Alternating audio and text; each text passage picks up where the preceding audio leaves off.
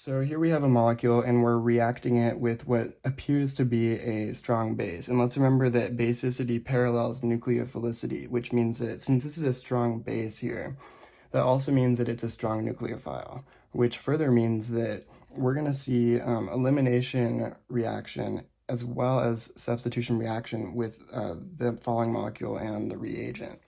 So the question is, which one is going to be favored, elimination or substitution?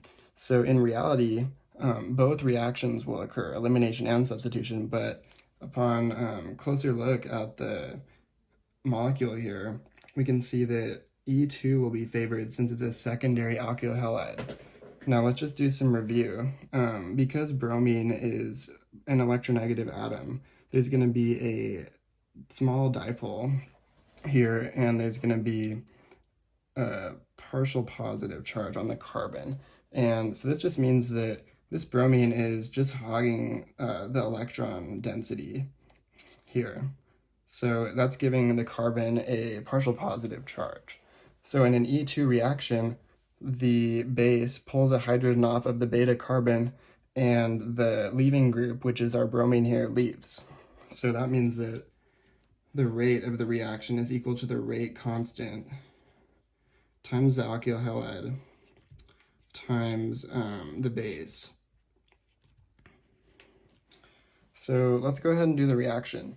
So since it all happens in one step, our bromine has to be something known as anti-periplanar to a beta hydrogen.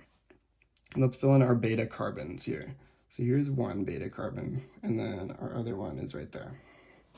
So there's a beta hydrogen on each one of these carbons. And according to Zaitsev's rule, Zaitsev, and I think I'm spelling that correct, the base will deprotonate the beta carbon that contains less hydrogens.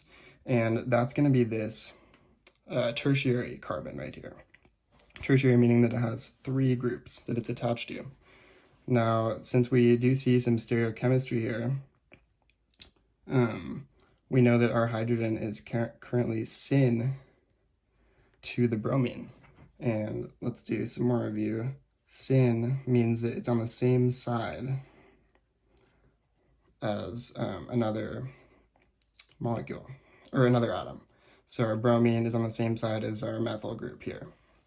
Now, as I mentioned earlier, we want the configuration to be anti-periplanar. So anti is where they're on opposite sides of a bond, right?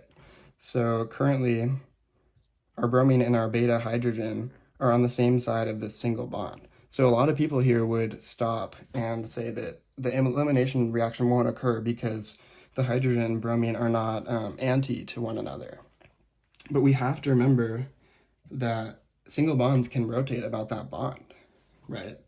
So this bond right here, when rotated 180 degrees, what's it going to yield? It's going to yield something like this. Okay, so it's obviously not the most stable molecule, but in order for elimination reaction to occur, this is what needs to happen.